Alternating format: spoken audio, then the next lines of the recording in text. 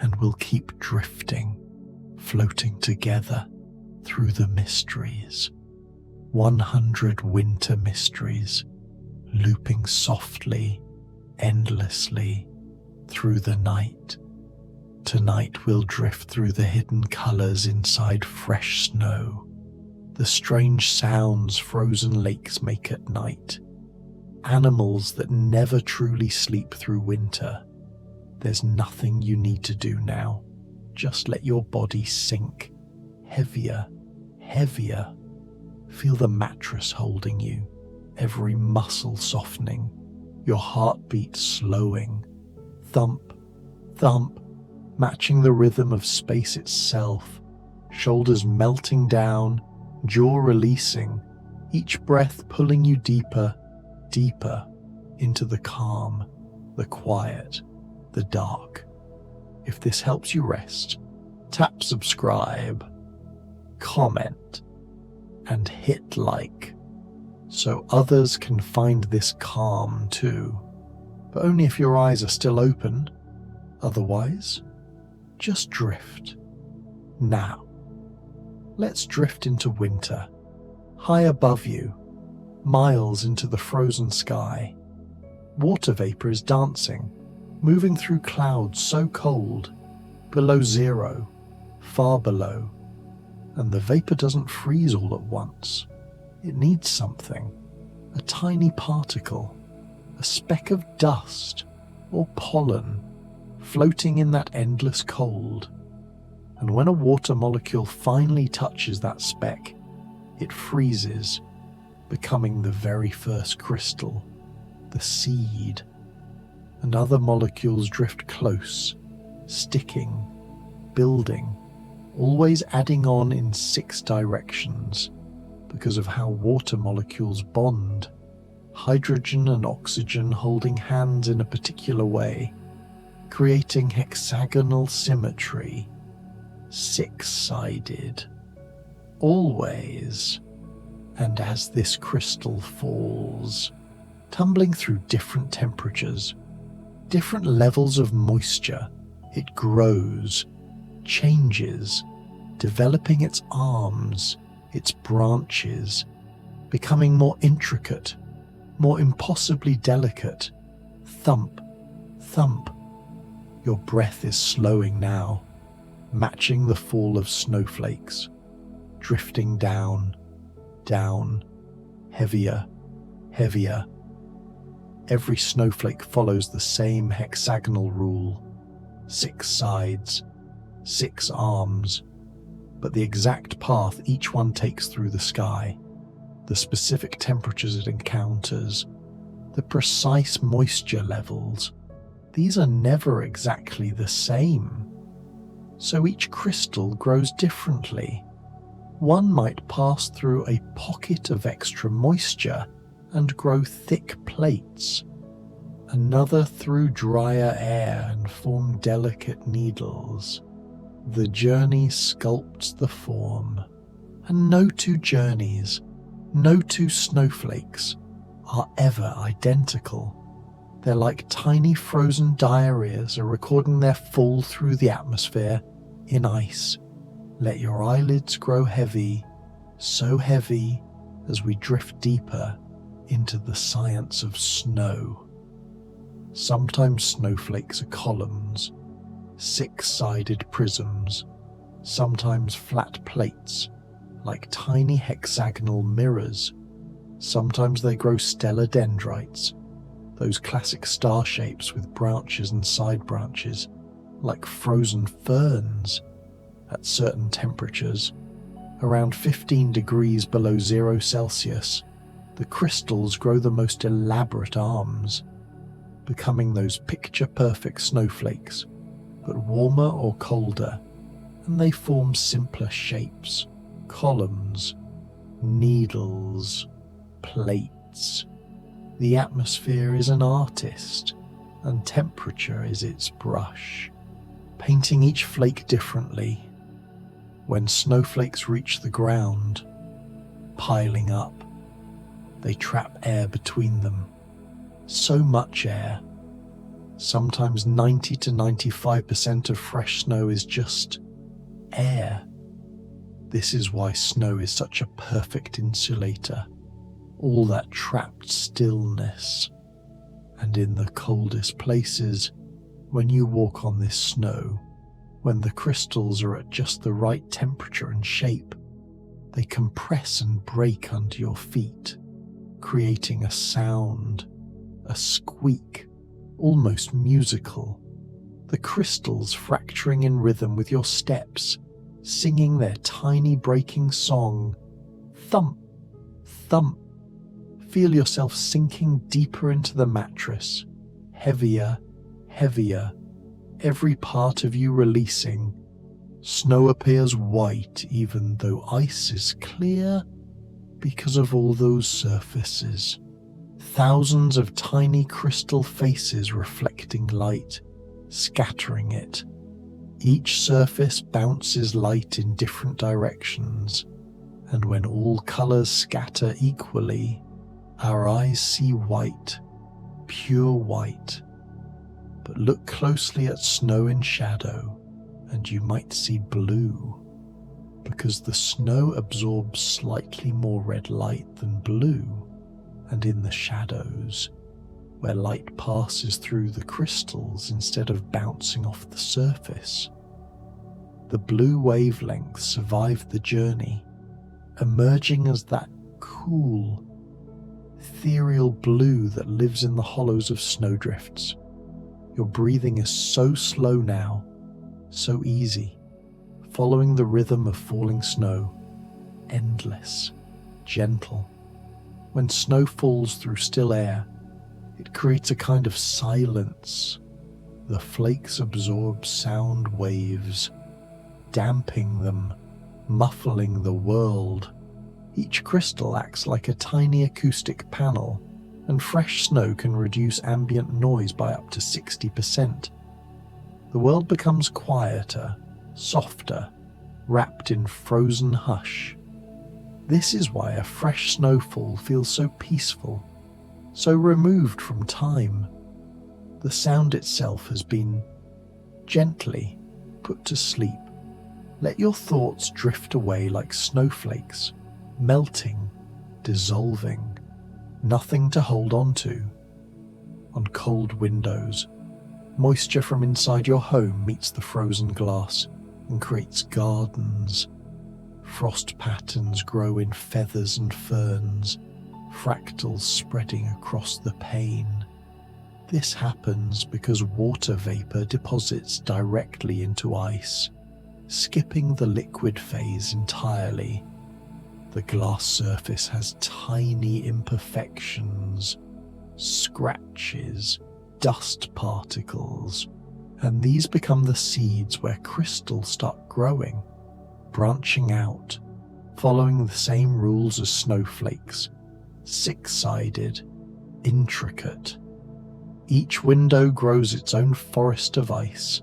Thump, thump. Hoarfrost forms differently on trees and grass and spider webs. When air is very humid and very cold, and surfaces are even colder than the air, water vapor crystallizes directly onto them, building up in layers, creating those white, feathered structures, like the world has been painted in fuzzy ice. It's similar to frost on your window, but building outward into 3 dimensions, constructing tiny architecture from frozen air.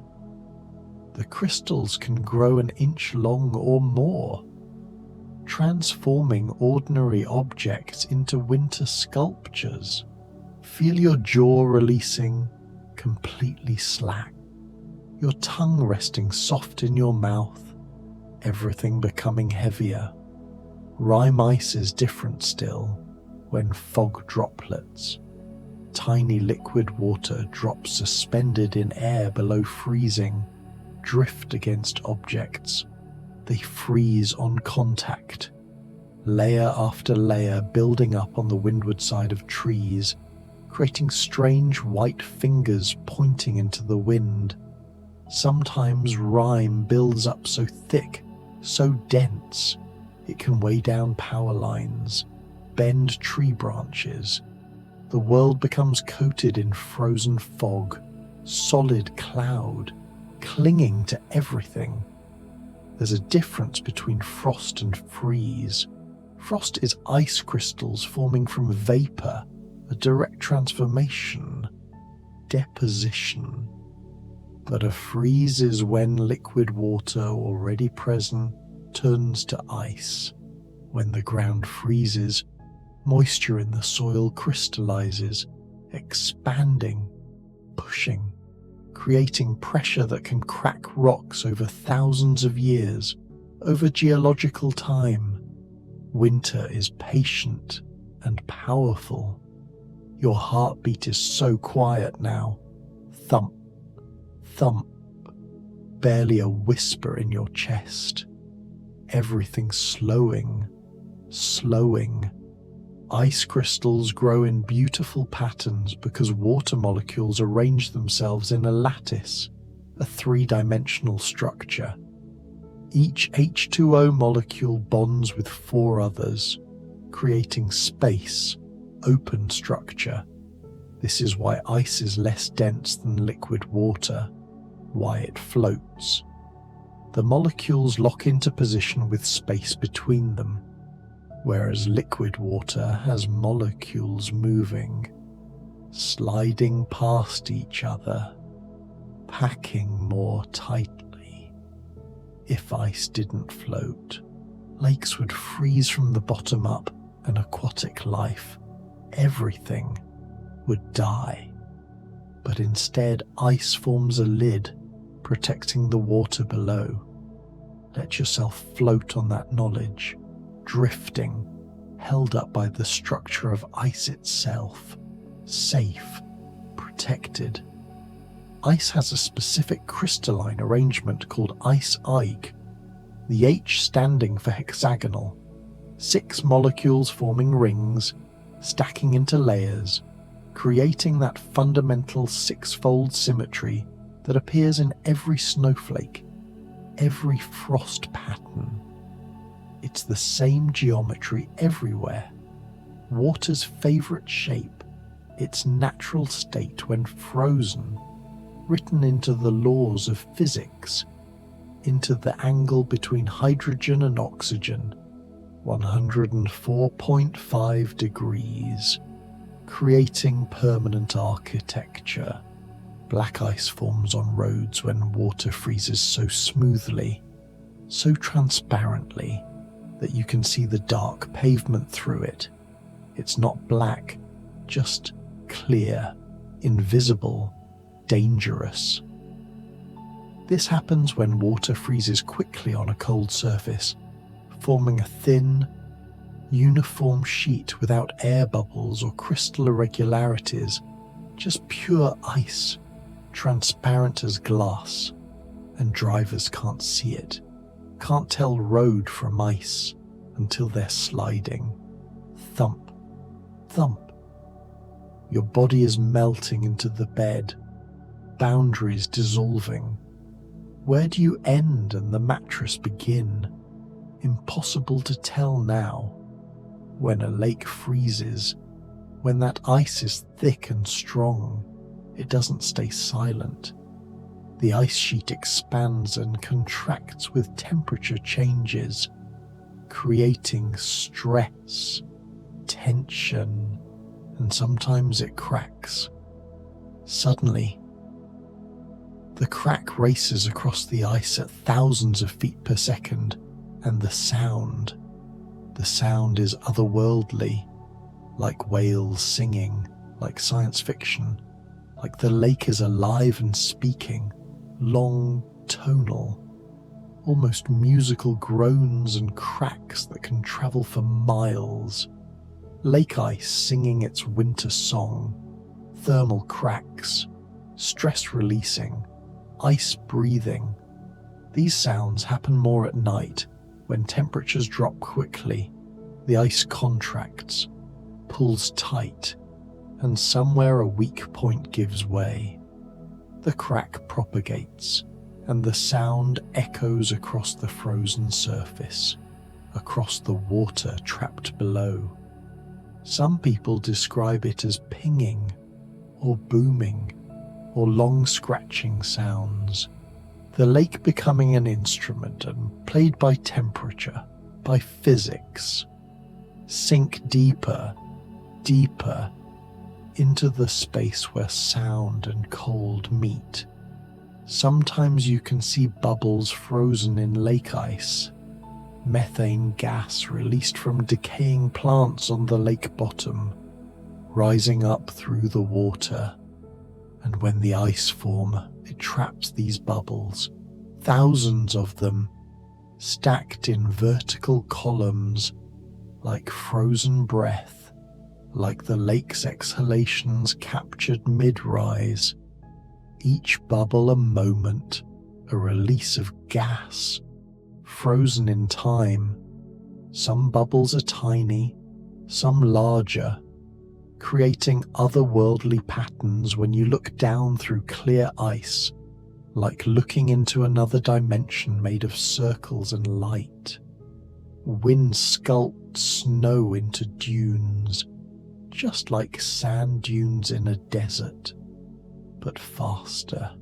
The wind picks up snow crystals, carries them, deposits them, and the drifts take shapes, wave-like, ridged, carved by air currents flowing over obstacles.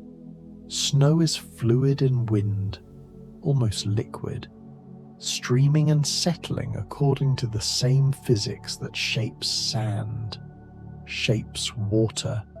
The dunes can be feet high, blocking roads, burying fences, reorganizing the landscape overnight. Winter erasing boundaries, redrawing the world. Your thoughts are like snow in wind, drifting, shapeless, flowing away into darkness. Thump, thump. Blizzards form when strong winds combine with falling or recently fallen snow, reducing visibility to near zero. The snow doesn't have to be falling from clouds. Ground blizzards happen when wind picks up snow that's already on the ground, creating whiteout conditions from clear skies. The wind speed, typically over 35 miles per hour, keeps snow suspended in the air, swirling, disorienting, and the temperature drops as wind pulls heat away from any surface, any body.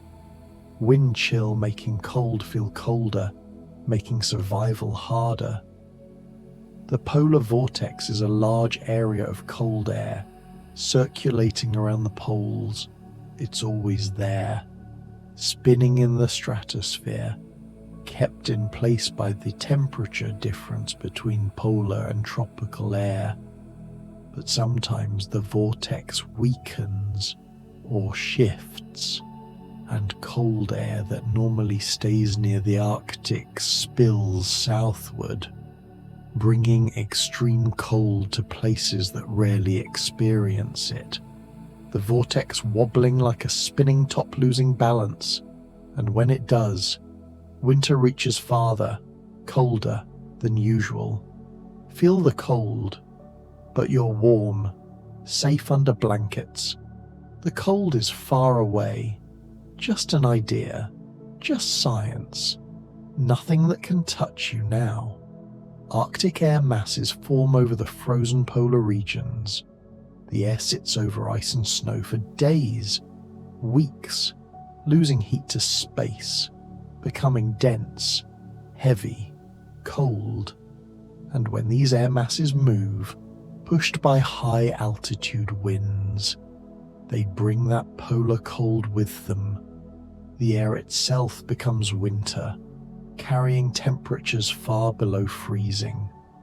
Sometimes these masses clash with warmer air, and the boundary between them, the front, creates storms, snow, drama in the atmosphere, thump, thump, Winter air feels sharper because it's drier. Cold air holds less moisture than warm air, exponentially less. At 0 degrees Fahrenheit, air can hold barely anything, almost no water vapor. So when you breathe winter air, it pulls moisture from your lungs, your throat, your nasal passages, creating that sharp, almost burning sensation. The dryness irritates, and you feel the cold more acutely, each breath a reminder of winter's grip. This dryness also creates static electricity. Without moisture in the air, electrons can't dissipate easily. They build up on surfaces, on your body, and then a spark. When you touch metal, when you touch another person, the shock of electrons jumping, seeking equilibrium. Static is worse in winter. The air too dry to conduct charge away, so it accumulates, waiting, ready to surprise. Your muscles are releasing, nothing left to hold, floating in the space between awake and sleep. Sometimes winter produces lightning, thunder snow. During intense snowstorms, when the atmospheric conditions are just right, charge separation occurs within the clouds, positive and negative regions forming, just like in summer thunderstorms. And the discharge, lightning, followed by thunder, but snow-dampened sound. So the thunder is muffled, quieter. You might see the flash, the brief illumination of falling snow, before hearing a dull rumble. Thunder in winter is rare, special. The atmosphere breaking its own rules. Winter skies often look clearer, sharper than summer skies, because cold air is denser and holds less water vapor, less haze, less moisture scattering light. The stars seem brighter, more numerous, like they've moved closer to Earth, and the atmosphere is calmer, fewer thermals, less turbulence, so the light from space passes through more cleanly, less distorted. Astronomy loves winter, the cold, still air, thump, thump. The sun in winter sits lower in the sky. Its angle of approach is more oblique, shallow. At the winter solstice, the sun at noon barely climbs above the horizon in far northern places, and this low angle means sunlight passes through more atmosphere, more air, before reaching the ground. The light is filtered, softened, taking on warmer tones, golden, orange, and shadows grow long, stretching across the snow, exaggerating every contour. Let yourself stretch into those long shadows, becoming thin, becoming light, dissolving. Daylight hours shrink in winter. The Earth's tilt pointing the northern hemisphere away from the sun. So sunrise comes later, sunset earlier, and in the far north, beyond the Arctic Circle, the sun doesn't rise at all for weeks, months, polar night. The sky might glow with twilight, but the sun stays below the horizon, and people live in this darkness, adapting, lighting candles, finding light in snow's reflection of moon and stars. Winter compressing time into darkness. But twilight lasts longer in winter, because the sun's path across the sky is more diagonal, more slanted. It takes longer to sink far enough below the horizon for darkness to become complete. So dawn and dusk stretch out, extended. The sky holds on to colour longer, fading slowly through blues and purples, lingering. Winter gives you longer transitions, more time in the in-between. Some places on Earth experience winter at extremes. Oymyakon in Russia, Verkhoyansk.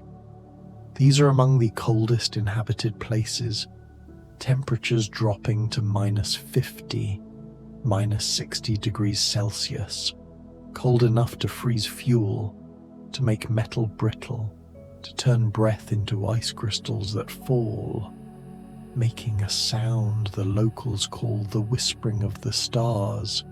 People live here, adapting, surviving, proving human resilience. Thump, thump. Beneath the ground in these places, permafrost, soil that stays frozen year-round, never thawing, sometimes hundreds of feet deep. The ground is locked, solid, ancient ice and frozen earth that has been solid for thousands of years. And in this frozen soil, you can find preserved remains, mammoths, ancient plants, perfectly frozen time capsules, winter that never ended, just kept going, deeper into the earth. Your body is so heavy now, sinking through the mattress, through the floor, down into the deep frozen earth, held, preserved, safe, even in places without permafrost. The ground freezes in winter. Frost penetrates down, sometimes inches, sometimes feet, depending on temperature and duration and snow cover. And this freezing changes the soil. Water in the soil expands as it freezes, creating pressure, pushing. When it thaws, the soil is different, restructured. Frost heave can lift rocks, shift foundations, slowly reshape the land, one winter at a time. But the soil also rests in winter, covered by snow. The ground is insulated, protected from the harshest cold and wind. Microorganisms slow down but don't completely stop, continuing their work of decomposition, nutrient cycling, just more slowly. The soil breathes more shallowly, waiting for spring, but still alive beneath the white. Snow itself is an insulator. Those air pockets we talked about, they trap heat, prevent it from escaping. So beneath a thick layer of snow, even when air temperature is far below zero, the ground might be relatively warm, close to freezing but not much colder. This creates a space, a subnivean zone, under the snow. And in this space, small animals survive. Voles, mice, moving through tunnels between snow and ground, protected from predators and cold, living in a hidden winter world. Plants survive under snow too. Low-growing plants, grasses, wildflowers. They lie dormant under the white blanket, waiting. The snow protects them from wind, from extreme temperature swings, from desiccation. They're sleeping but safe, and when spring comes, when the snow melts, they emerge, green and alive, ready to grow again. Thump, thump. Feel yourself like those plants, dormant, protected. Nothing required of you now. Just rest, just wait, just sleep. Evergreen trees keep their needles all winter. Unlike deciduous trees that drop their leaves, evergreens hold on. This seems like it would be harder, more costly, but evergreens have adaptations. Their needles are coated with a waxy cuticle, preventing water loss, and the needles are narrow, reducing surface area, limiting moisture evaporation. In the deep cold, water is locked up as ice, unavailable. So trees that keep their leaves need to prevent dehydration. Pine trees, spruce, fir, their needles are shaped to survive winter, not just narrow, but tough, containing substances that resist freezing, and dark green, absorbing any available sunlight, even in winter, photosynthesizing slowly whenever conditions allow. They don't sleep completely, they just slow down, conserving energy, waiting for better days, but still, barely, growing. Deciduous trees take a different approach. They drop their leaves because leaves would lose too much water in winter, and the tree can't replace that water when the ground is frozen, so they let go, withdraw resources from the leaves first, breaking down chlorophyll, revealing yellows and oranges that were always there, then forming an abscission layer, sealing off the leaf, letting it fall. The tree becomes dormant, sleeping deeply, conserving everything, just barely alive. Thump, thump. Inside the wood, you can see this. If you cut a tree, the cross-section shows rings. Each ring is 1 year, and each ring has 2 parts, light and dark. The light part grew in spring and summer, cells growing quickly, large. The dark part grew in late summer and fall, cells smaller, denser, and in winter, almost no growth, just a pause, a thin line between years. Trees record winter in their bodies, in the narrowness between rings, counting seasons, counting time. Your breathing is so faint now, barely disturbing the air, like those trees breathing through winter, minimal, conserved, almost not at all. Some animals change color in winter, Arctic hares, ermine, ptarmigan. Their summer browns and greys turn pure white. This is camouflage, blending with snow, escaping predators or sneaking up on prey. The change is triggered by day length, not temperature. Shorter days signal the body to produce different pigments in fur or feathers, melanin fading, white taking over, and when spring comes, days lengthening, the process reverses, brown returning. The animal doesn't decide, it just responds to light, automatic, ancient. Animals grow thicker coats too, additional fur, denser, with more underfur for insulation. Deer, wolves, even domestic dogs respond to decreasing daylight, growing winter coats. 2 layers, guard hairs on the outside, repelling water and wind, and soft underfur beneath, trapping air, holding warmth. Nature's own insulation system, grown from within. Many animals store fat before winter, eating intensely in fall, building reserves. Bears can gain hundreds of pounds, their bodies converting food to fat, energy storage for the long months ahead. Fat is concentrated energy, and also insulation. 2 purposes in one tissue. The animal becomes its own pantry, its own furnace, carrying survival in its cells. Thump, thump. Let your body feel heavy with that fat, with that stored warmth. Nothing to do but rest. rest, rest. Hibernation is often misunderstood. True hibernation is rare. The animal's body temperature drops close to ambient. Heartbeat slows to a few beats per minute. Breathing becomes shallow, infrequent. Metabolism drops to a fraction of normal. The animal is barely alive, in a state called torpor.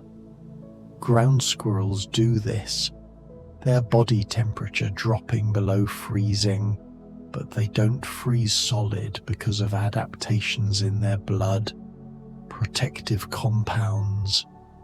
They wake periodically, briefly, then drop back into torpor, cycling through winter. Bears don't truly hibernate. They enter a state of dormancy. Their temperature drops, but not dramatically. They can wake if disturbed. A mother bear can even give birth in the den, nursing cubs while half asleep. This isn't true hibernation, but something in between. Still impressive, still survival through stillness. Reptiles and amphibians brumate. Similar to hibernation but different. Their metabolism slows way down. They hide in protected places, underwater, underground, barely moving for months. Frogs can actually freeze solid, ice forming in their body cavities between cells. Their blood concentrates glucose, acting like antifreeze in the cells themselves, protecting them from rupture. And when spring comes, when warmth returns, they thaw, come back to life, heart starting again, breathing resuming.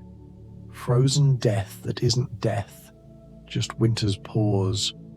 Your thoughts are freezing now, crystallizing, stopping, nothing moving in your mind. Thump, thump.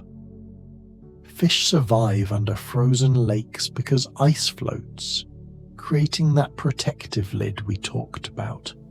The water beneath stays liquid, above freezing, at the bottom of the lake where it's densest, around 4 degrees Celsius. Fish move slowly, metabolism reduced by cold. They don't need much food, don't need much oxygen. They exist in a slower state, waiting. The lake above them might be silent, locked, frozen, but below the ice, life continues, quietly, slowly. Oxygen under ice comes from plants still photosynthesizing, albeit slowly, and from the water itself holding dissolved oxygen from before the freeze. As long as the ice isn't too thick, light can penetrate, and some photosynthesis continues, life finding a way, even in the cold, even under ice, even in darkness, persisting. Many birds migrate to escape winter, flying thousands of miles to places where food is available, where temperatures allow survival. They follow ancient routes, genetic programming and learned paths, flocks moving together across continents. But some birds stay, chickadees, cardinals, crows. They adapt, fluffing their feathers to trap air, shivering to generate heat, finding food in seeds and insect hidden in bark. Winter birds are hardy, specialized, choosing to face the cold rather than flee. Feathers are remarkable insulation, better than most synthetic materials. Each feather is composed of a central shaft with thousands of smaller barbs, and each barb has thousands of smaller barbules, creating a complex structure that traps air in countless tiny pockets.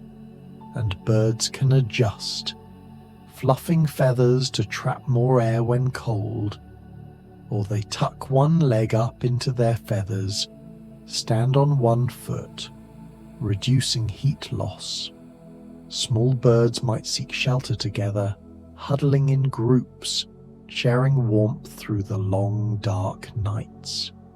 Penguins have taken cold adaptation to extremes.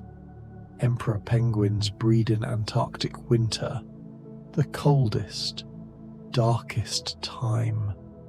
They stand on ice, holding eggs on their feet, enduring temperatures of -40 degrees or colder, winds over 100 miles per hour.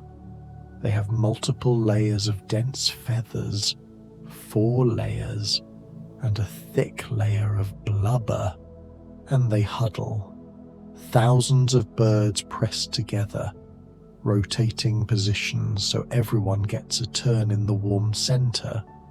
The huddle itself generates heat, a collective furnace of bodies. Emperor penguins don't just survive winter, they embrace it, thrive in it. Antarctic winters are incomprehensible cold, darkness. The sun doesn't rise for months. Polar night absolute and complete. Temperatures dropping below -80 degrees Celsius. Wind howling across endless ice. And yet, life persists. Penguins, seals, even some fish adapted to waters just above freezing, with antifreeze proteins in their blood, preventing ice crystal formation, life refusing to surrender, even to winter's harshest extremes. Thump, thump. Feel the darkness around you. You're safe in it, warm, cradled by blankets while outside winter is infinite. You're held, protected, drifting. The northern lights appear more often in winter, or seem to. Perhaps because the long dark nights give more viewing time. The aurora borealis, caused by solar particles striking Earth's magnetic field, being funneled toward the poles and colliding with atmospheric gases, oxygen and nitrogen. The collisions excite the gases, and they emit light, green mostly, from oxygen, but sometimes red, or purple, or blue, curtains of light dancing across the sky, waving, pulsing. Winter skies host these ghost lights, this solar wind made visible, physics becoming art. Mountains wear snow like crowns, high peaks collecting snowfall, building glaciers,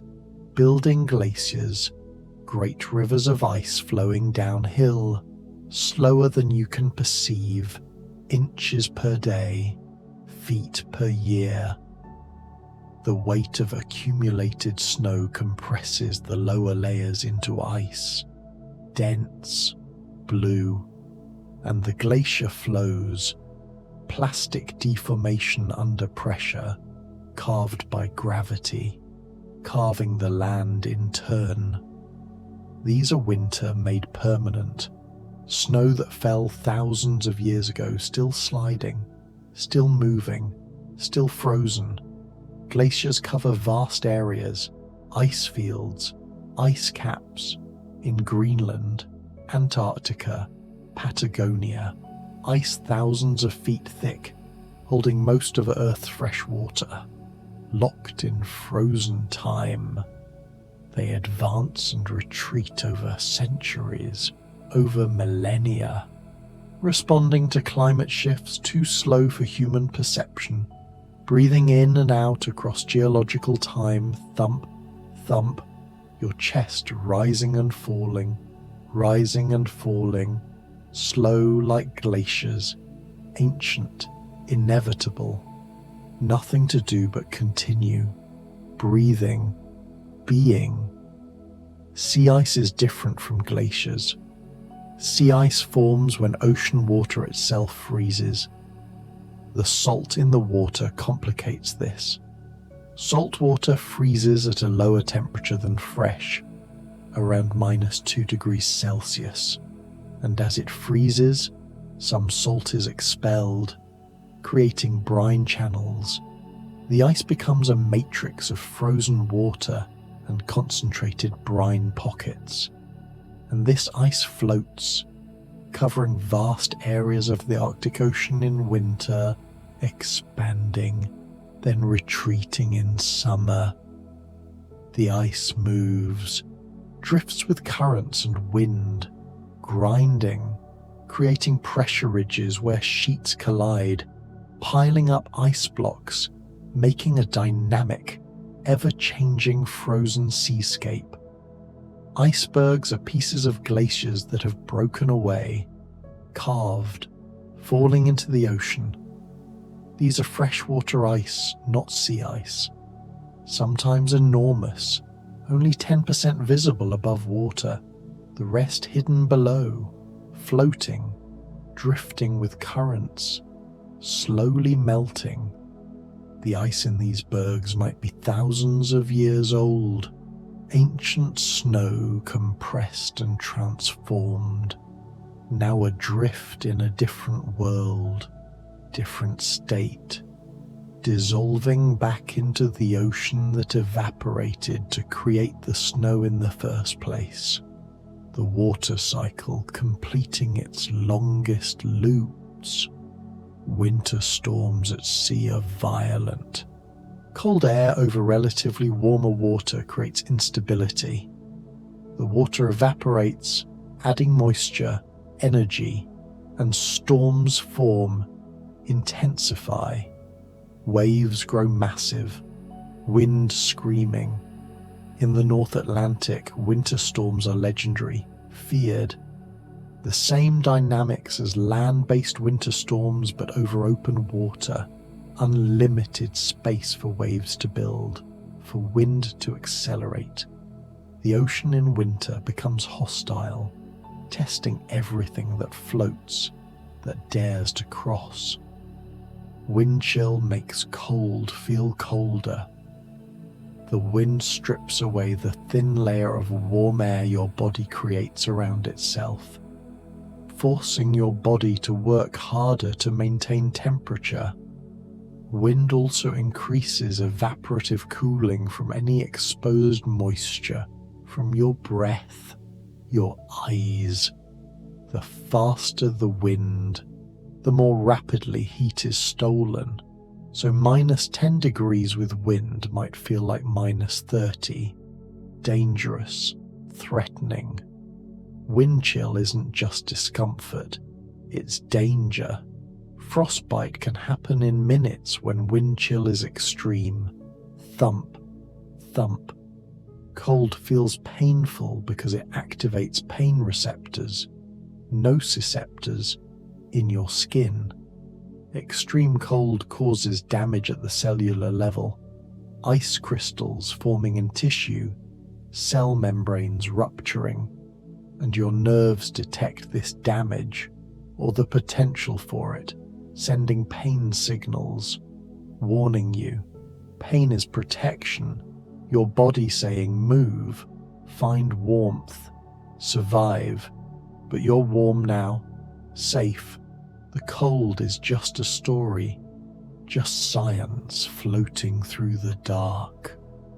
Some humans have adapted to cold, Inuit peoples.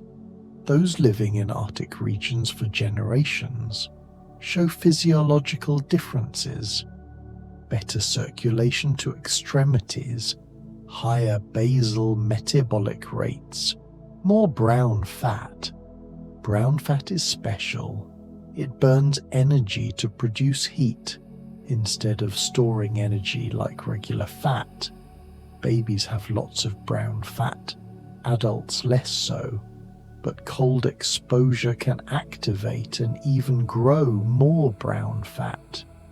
Your body adapting, learning to generate warmth from within. When you shiver, That's your muscles contracting rapidly, involuntarily, generating heat through movement. Thermogenesis. It can increase heat production several-fold, your body vibrating itself warm. But shivering is costly, burns energy quickly, not sustainable for long. It's an emergency measure, buying time to find shelter, warmth, safety. Your breath makes fog in cold air because your lungs warm and humidify the air you breathe. And when you exhale, that warm, moist air meets cold. The water vapor condenses into tiny droplets, visible cloud, your breath made visible. Each exhale a small fog bank, temporary, dissipating, but in extreme cold, in the very coldest places, your breath can freeze, not just condense, actually crystallize, forming tiny ice particles that fall, glittering. This happens at -40 or colder, your breath becoming snow, instantly. Thump, thump. In extreme cold, your eyelashes can freeze. Moisture from your eyes, from your breath condensing on lashes, freezes into tiny icicles, and each blink adds more frost, your lashes growing white, rigid. Strange sensation, a reminder of how cold can touch even the most delicate parts of you, transforming moisture to crystal, to decoration, to danger if you're not protected. Let your eyes stay closed, frost or not. They're so heavy, sealed, nothing to see but darkness anyway. Sleep taking you deeper, deeper.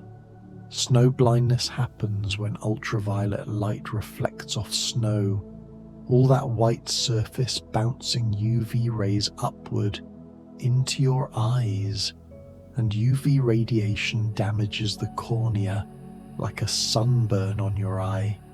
It's painful, temporarily blinding, feeling like sand in your eyes, but it heals, usually within days. Snow amplifies sun. Sometimes sunglasses are necessary even in winter, even in cold. The sun might be weak, low in the sky, but reflected off endless white. It becomes dangerous again. Sometimes when sunlight passes through ice crystals floating in the air, high cirrus clouds, the light refracts, bends, creating a halo around the sun, a ring of light, 22 degrees radius, called a 22-degree halo. The ice crystals act as prisms, splitting and bending light, and if the crystals are oriented just right, you might also see bright spots on either side of the sun, sun dogs, or parhelia, false suns, accompanying the real one.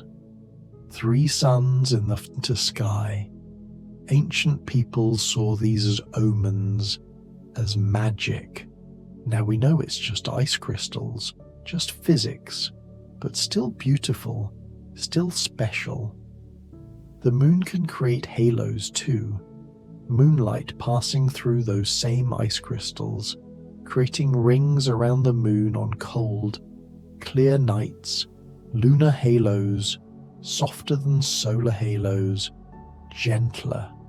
The moon borrowing the sun's light and the ice crystals borrowing them both, creating beauty from reflection and refraction.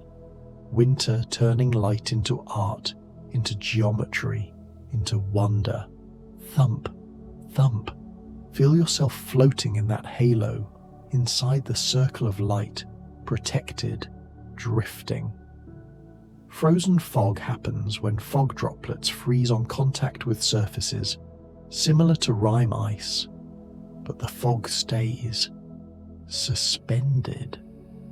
The air is so cold that the tiny water droplets in the fog crystallize, and visibility drops to near zero.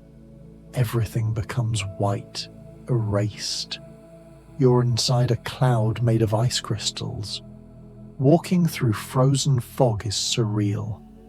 Every surface coated, your hair, your clothes, everything accumulating ice. You become part of winter, part of the crystallization, transformed.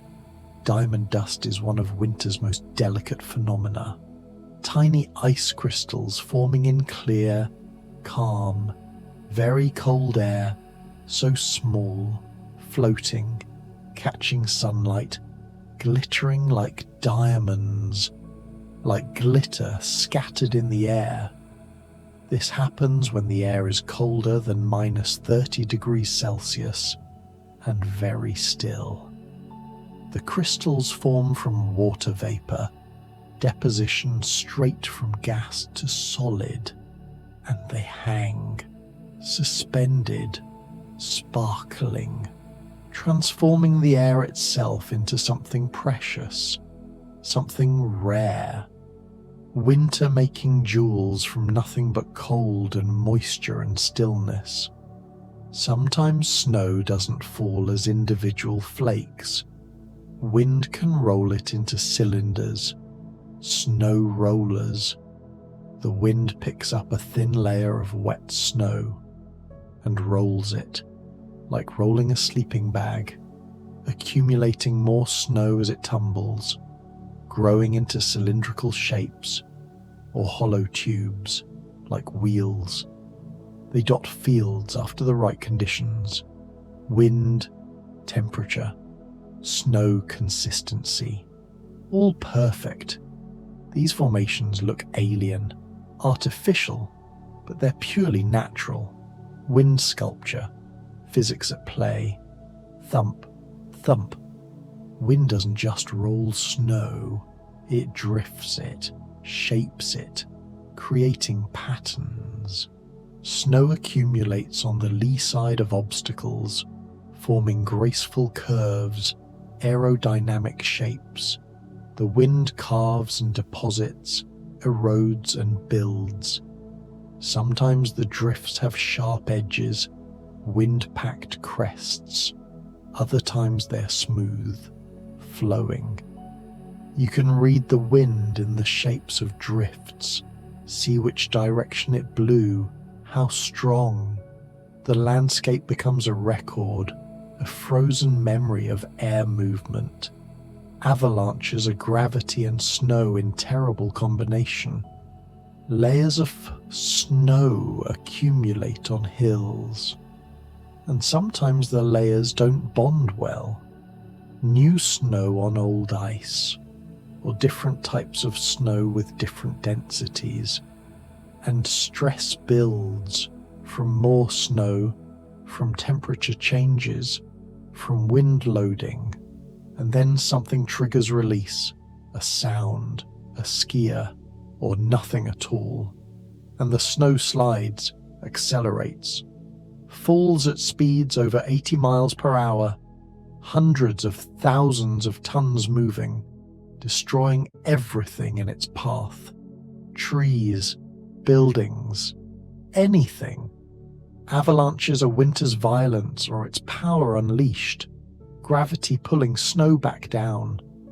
Ice climbing exists because waterfalls freeze, water flowing over rock, freezing in place, layer by layer, becoming vertical ice, sculptural, and climbers ascend this ice, using ice axes, crampons, protective gear. It's dangerous. The ice can be unstable, can break, can avalanche. But frozen waterfalls are also beautiful. Blue-white columns, frozen motion, water caught mid-fall, solidified. Climbers are drawn to this, the challenge, the beauty, the temporary nature of it, because come spring, it all melts, flows again.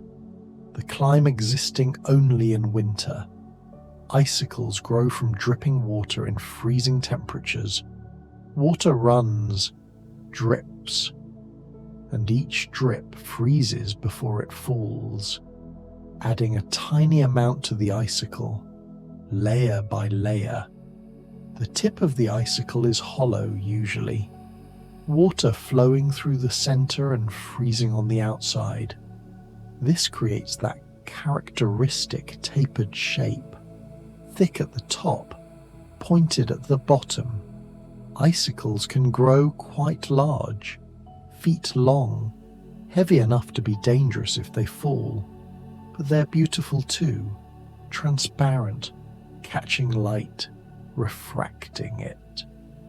Little prisms hanging from roofs and cliffs. Thump, thump. Your body is like an icicle, solid, still, hanging in space, nothing moving, just existing in frozen time. Icicles drip on warmer days or when sun hits them.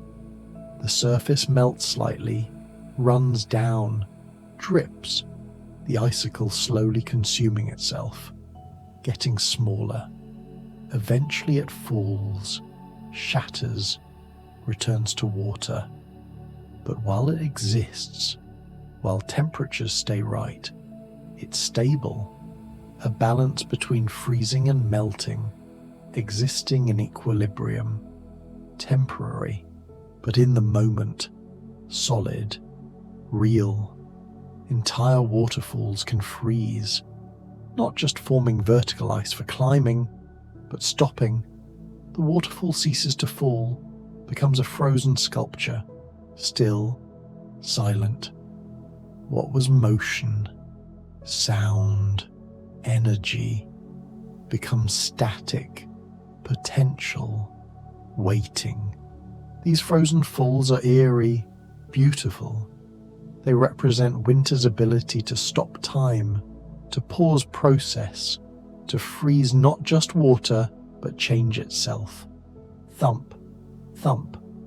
Rivers develop ice jams when floating ice, chunks and sheets, accumulate, blocking flow. The ice piles up, forming a dam, and water backs up behind it, sometimes flooding, or the water level drops downstream. The jam is unstable. It might hold for days, weeks, or it might break suddenly, releasing a surge of water and ice, destructive, powerful. Rivers in winter are unpredictable, frozen and flowing, solid and liquid, fighting themselves, fighting physics, trying to move in a world that wants them still. In the coldest regions, people build ice roads. Frozen lakes and rivers become highways. Trucks drive across ice several feet thick, transporting supplies to remote locations. The ice is strong enough, engineered, measured, but always there's risk. Always the knowledge that this road is temporary, that spring will erase it, return it to water. Ice roads exist in the margins, between seasons, between states of matter, practical and temporary and strange. Winter constellations wheel overhead. Orion the Hunter rises in the east, his belt of 3 stars, his sword hanging down. Betelgeuse and Rigel marking shoulder and foot, red and blue. Orion dominates winter skies in the northern hemisphere, accompanied by Taurus the bull, Gemini the twins, Canis Major with Sirius, the brightest star. These patterns are not winter's alone, but winter shows them best. Cold, clear, dark nights giving space for stars to shine. Let those stars rotate above you, behind closed eyes, wheeling through the night, eternal, while you sink, sink, sink, thump, thump. Winter is best for stargazing in many ways. Clear, cold air, long nights, less light pollution in some areas, snow-covered ground providing natural darkness, and the cold, as uncomfortable as it is for the observer, makes the atmosphere more stable, less turbulent, so stars twinkle less, appear sharper, telescopes see better, farther. Winter is the season of clarity, of vision, of seeing into deep space with minimal interference. Sound travels farther in cold air. Strangely enough, cold air is denser than warm air. Sound waves propagate more efficiently through denser medium. And there are fewer temperature gradients in winter air, layers of different temperature that scatter sound. So sound can carry for miles across frozen landscapes, a crack, a shout, travelling farther than it would in summer. You hear things from greater distances. The world becomes larger, sound revealing space. Trees crack in extreme cold, the wood contracts, stress builds, and sometimes a tree just splits, a sharp report like a gunshot echoing through the forest. The fibers can't handle the contraction, the stress, and they rupture. This damages the tree, creates weak points, but it also reveals the power of cold, how it affects everything, even solid wood, even structures that seem permanent. Cold is a force, pressure, power. Wood fibers contain water in cell walls, in vessels, and when this water freezes, it expands, creating pressure from within. At extreme cold, this expansion combines with contraction of the wood itself, creating opposing forces, tension, and something gives. The tree cracks, wounded by winter. It might survive, heal with scarring, or it might not, the crack becoming an entry point for disease, decay. Winter testing each tree, finding weaknesses, selecting, thump, thump. Feel your own body. No cracks, no stress, just warmth, softness, safety, sleep protecting you, blankets, walls, distance from the cold. Animals move differently in winter. Deer congregate in yards, sheltered areas with food, conserving energy, moving less. They're lighter than in fall, burning through fat reserves. Their metabolism slows. They need less food, but finding food is harder. So they balance, minimize movement, maximize efficiency, survive, wait for spring. Predators hunt differently too. Wolves, coyotes, foxes. They listen for prey under the snow in that subnivean zone. Small rodents moving, making sounds, and predators pounce, diving through snow to catch what they can't see. Or they follow tracks, easier in snow, reading the story of who passed when, hunting by evidence, by deduction. Winter makes hunting harder, prey scarce, but also makes some hunting easier, everything leaving traces in white.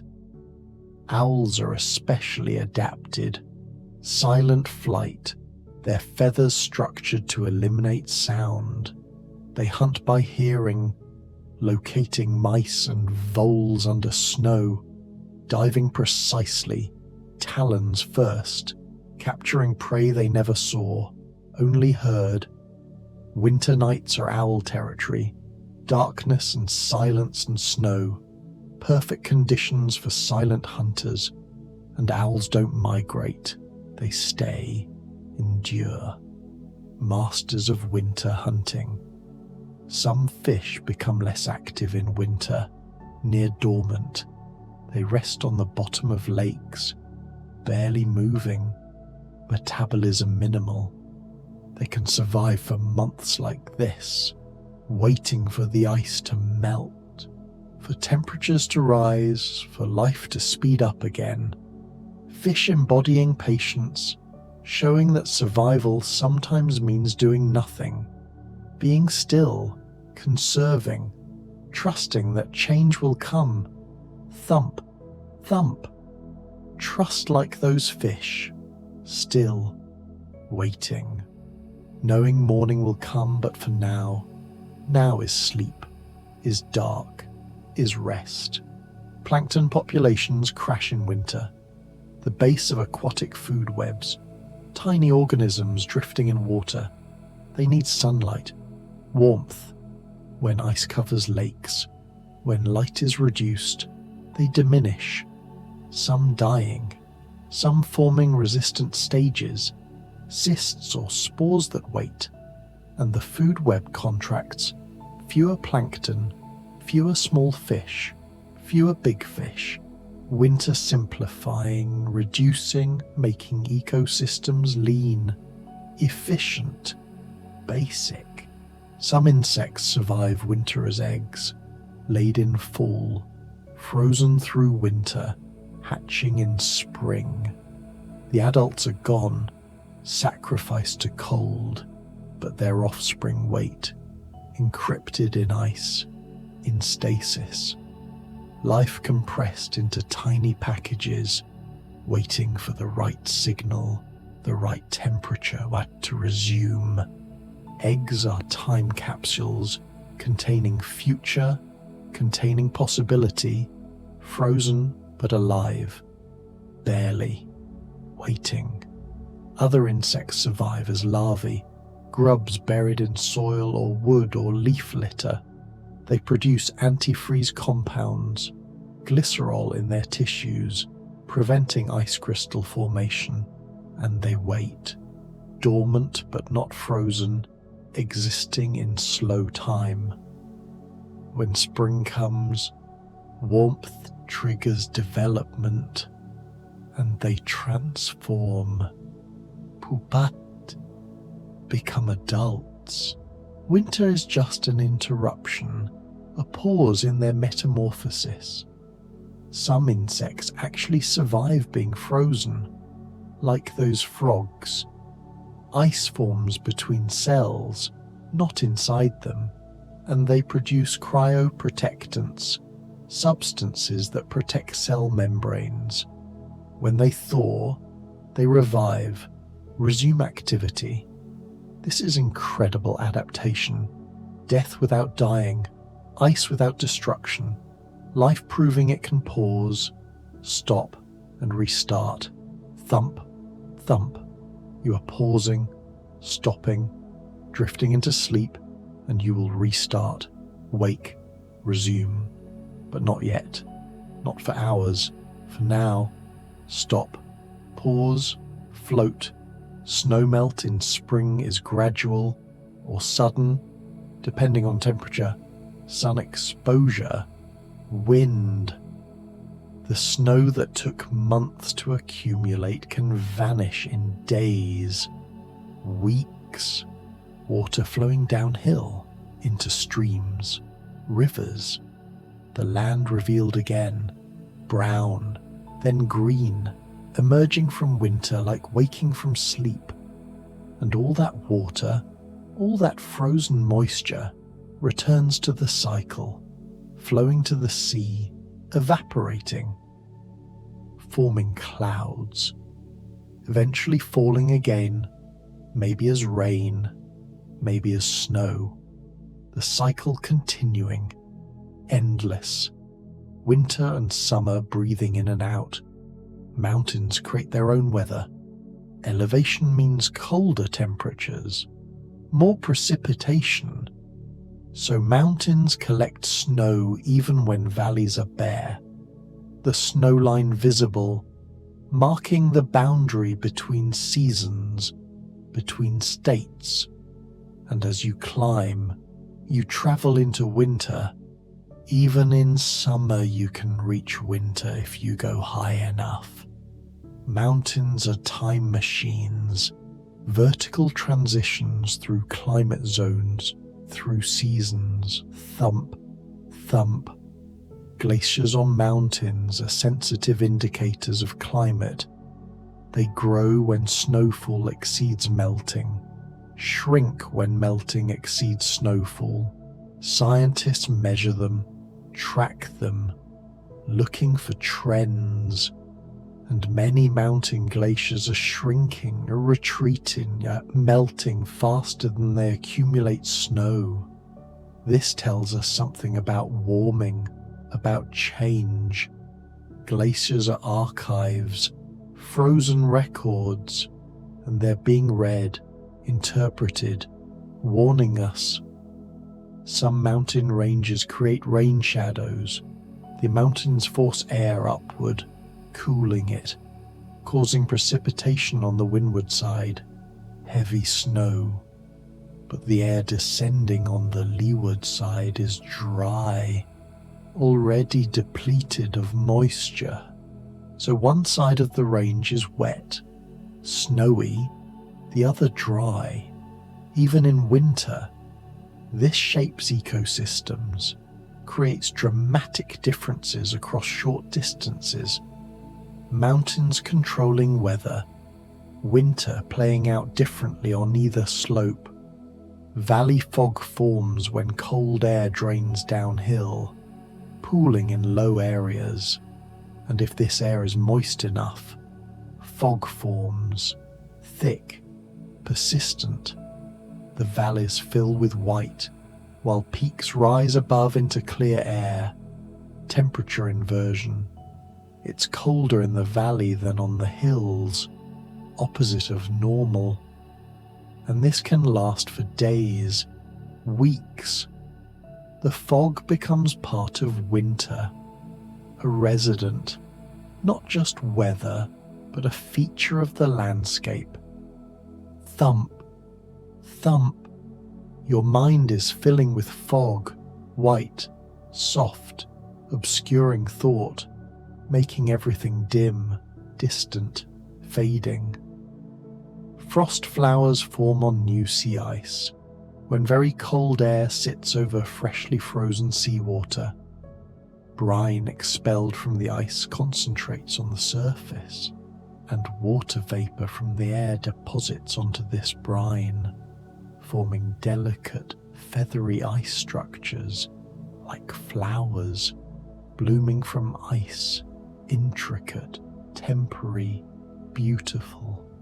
They last only until disturbed by wind or more snow.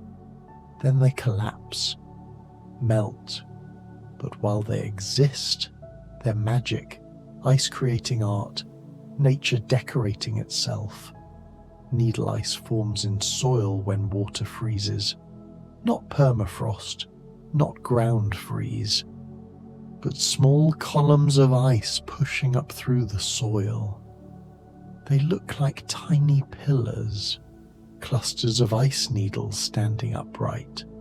Sometimes they lift small pebbles, sitting on top of the ice columns like balancing acts.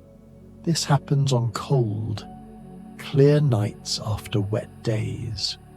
The water and soil freezes, expands upward, forming these structures. By morning, they've melted or been disturbed. Another temporary winter phenomenon, a brief, delicate. Graupel is a form of precipitation between snow and hail, sometimes called soft hail or snow pellets. Supercooled water droplets freeze onto falling snowflakes, coating them, making small and opaque pellets. They're softer than hail, more like styrofoam beads. bouncing when they land. Graupel forms in certain cloud conditions, temperature and moisture just right, and it falls, accumulating, creating a different texture, a different type of winter precipitation, crunchier than snow, but not as hard as ice. Freezing rain is perhaps winter's most dangerous precipitation. Rain falls through a layer of warm air, stays liquid, then hits surfaces that are below freezing and freezes on contact, coating everything in clear ice, glaze ice, trees, power lines, roads.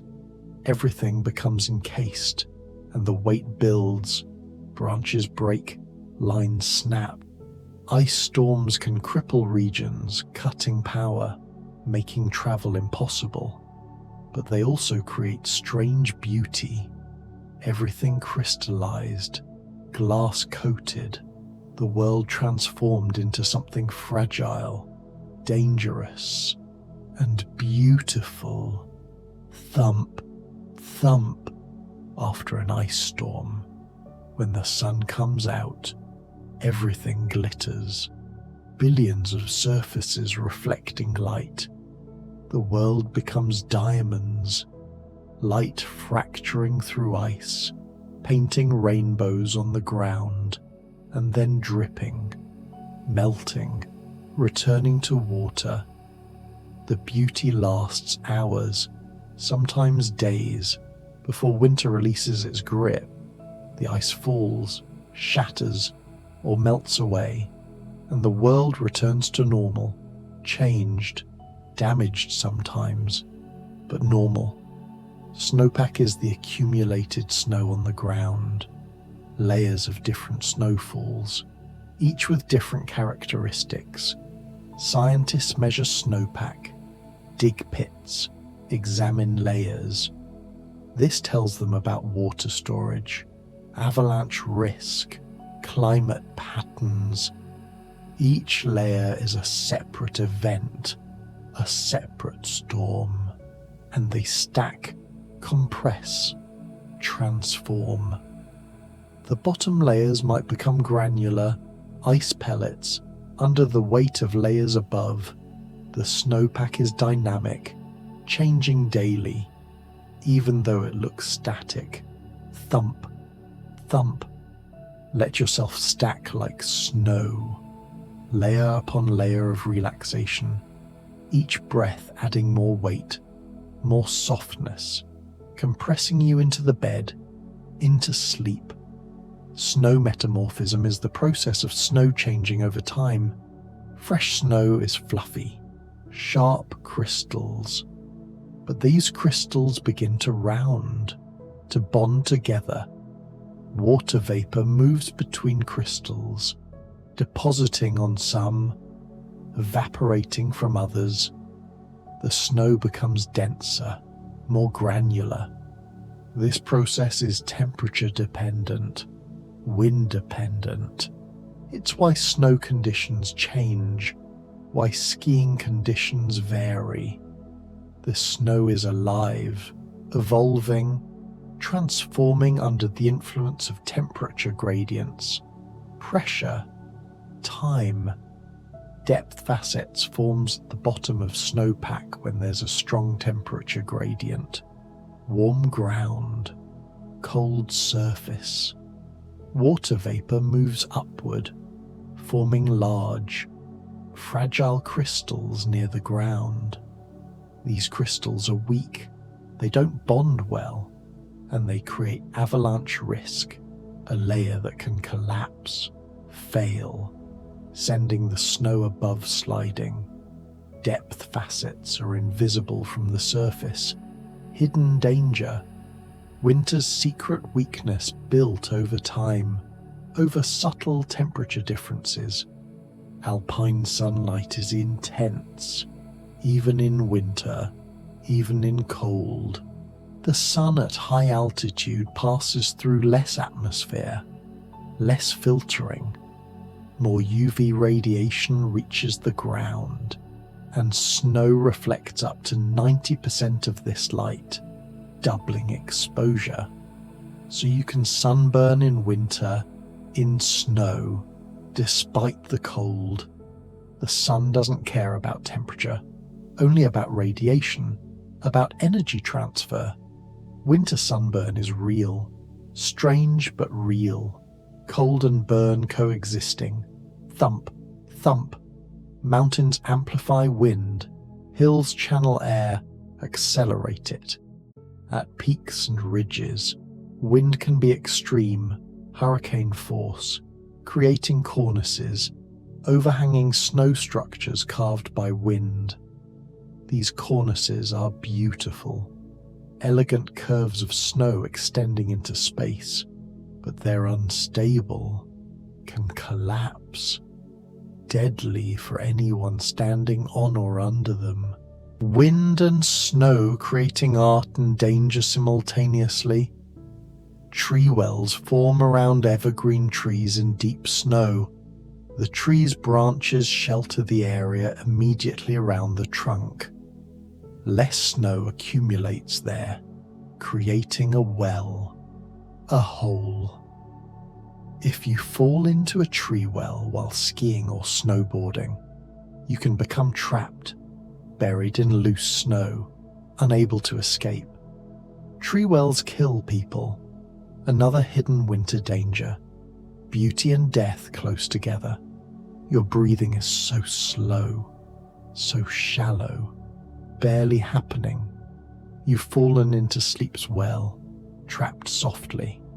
No need to escape. Stay, rest, sink deeper. Some lichens grow faster in winter, adapted to cold. They photosynthesize when temperatures are low, when other plants can't. They're dried and dormant in summer heat, but winter brings moisture, cold, and they thrive. Growing on rocks, trees. Lichens are composite organisms, mold and algae living together, symbiosis, and they survive extreme cold, temperatures that would kill most life. They just slow down, stop, wait, and when conditions allow, they grow again. Life simplified, patient, persistent, thump, thump. Moss also thrives in winter in some climates, when snow melts briefly, or in areas with winter rain. Moss greens, grows. It doesn't mind cold, only desiccation. So winter, with its moisture, can be productive for moss. While trees sleep, while grasses are dead, moss lives. A different calendar, a different season, thriving in margins, in cracks, in spaces others can't occupy. Winter's end is gradual, then sudden. Temperature swings, warm days, cold nights, snow melting, refreezing. The land caught between seasons, uncertain, and then one day you notice buds on trees, the first green shoots pushing through soil, birds singing differently, spring announcing itself, not yet arrived but promised, winter loosening, preparing to let go. But in the far north, winter lasts longer, 7 months, 8, darkness lingering, cold persistent. Spring comes late, summer is brief, and then autumn, quick, transitioning back to winter. The year is mostly winter, with brief interruptions of other seasons. Life adapted to this, compressed into short windows, or spread across the cold, existing in winter permanently. Antarctica is winter-made land, ice sheets miles thick, covering an entire continent, the coldest temperature ever recorded on Earth. minus 98 degrees Celsius at Dome Fuji. Cold beyond comprehension, beyond survival without technology. And yet research stations exist there. People live there, temporarily. Scientists studying ice, climate, space, using Earth's harshest environment to understand Earth itself and beyond. The ice in Antarctica is ancient. Some ice cores reveal snow that fell hundreds of thousands of years ago, compressed into ice, trapped air bubbles. Tiny time capsules containing ancient atmosphere. Scientists analyze these bubbles, measuring carbon dioxide, methane, oxygen isotopes, reconstructing past climates. Winter preserved for millennia, speaking to us, telling us about Earth's history, about change, about cycles. Thump, thump. Feel yourself becoming ancient, timeless, preserved in this moment, frozen in sleep, lasting forever, or just until morning. Same thing. Time has stopped. Penguins march across ice, miles from the ocean to breeding grounds, walking, sliding on bellies, moving in columns, following instinct, ancient patterns. They arrive at the breeding grounds. The males take the eggs, balance them on their feet, huddle together for months through the darkest, coldest winter on Earth. The females return to the ocean, feeding, building strength, and eventually they return, finding their mates by call, by voice, in thousands of identical penguins. Recognition, reunion.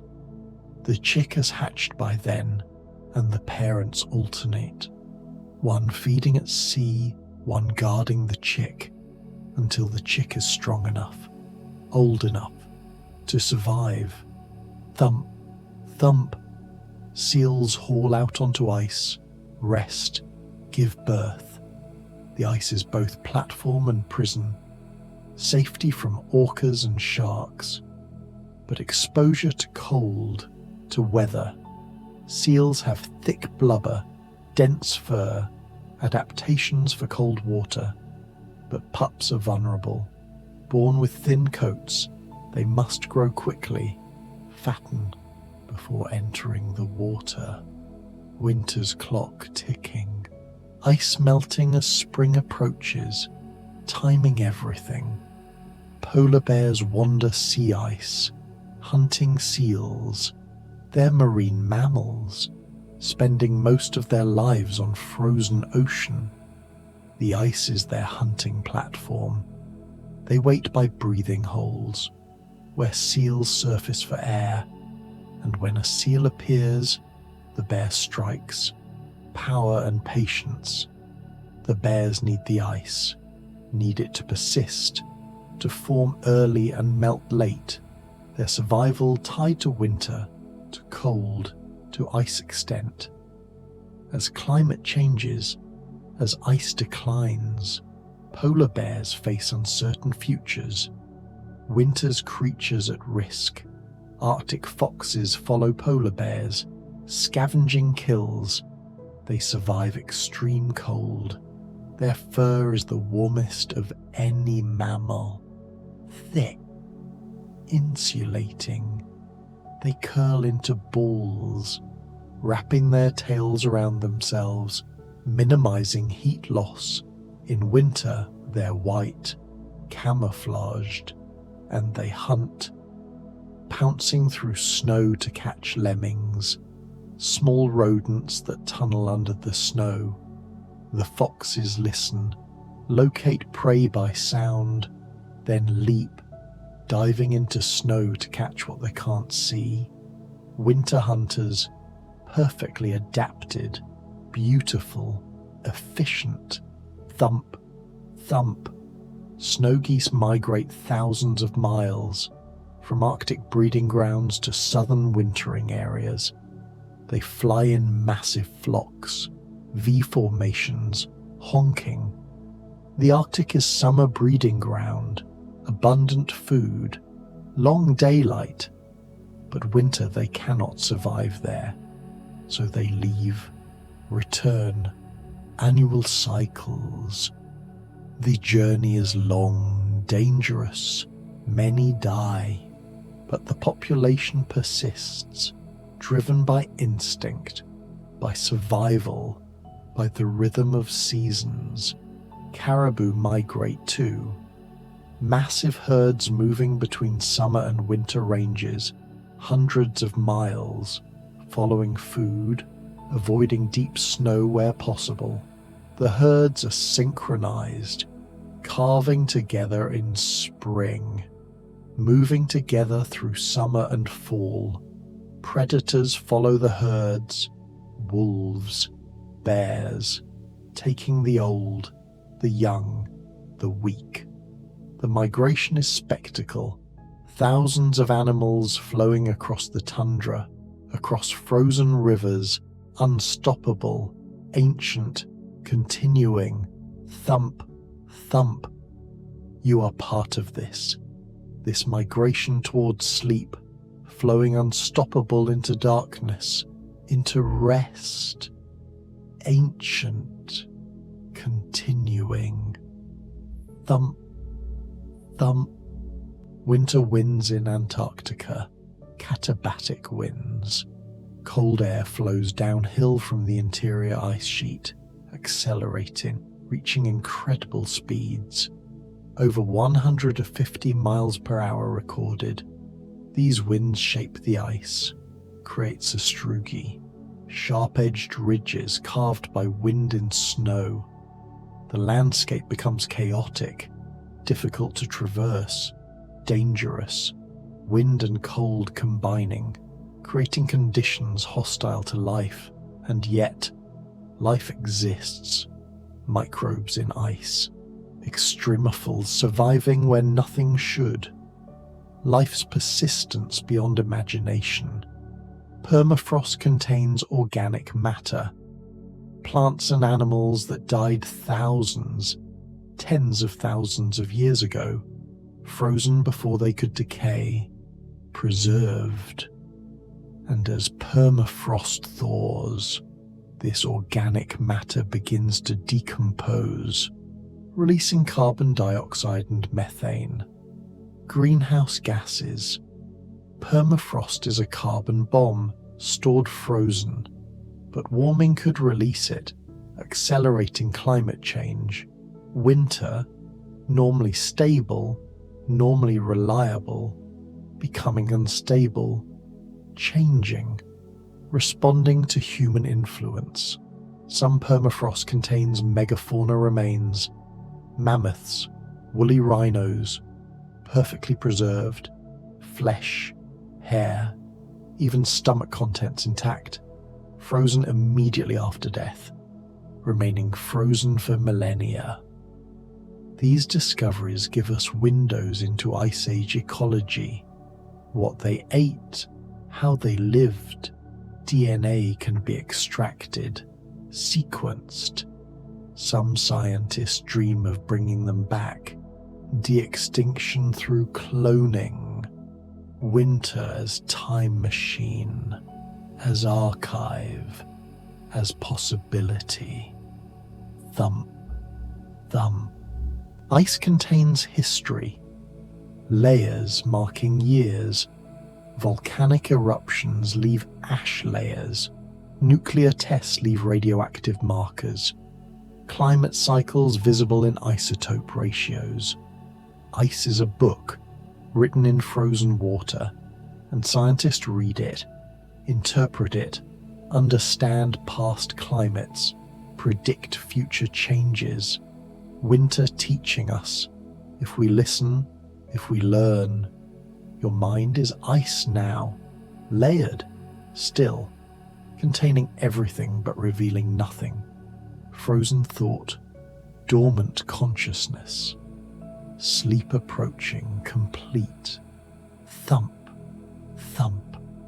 Subglacial lakes exist beneath Antarctic ice, liquid water, kept from freezing by pressure and geothermal heat.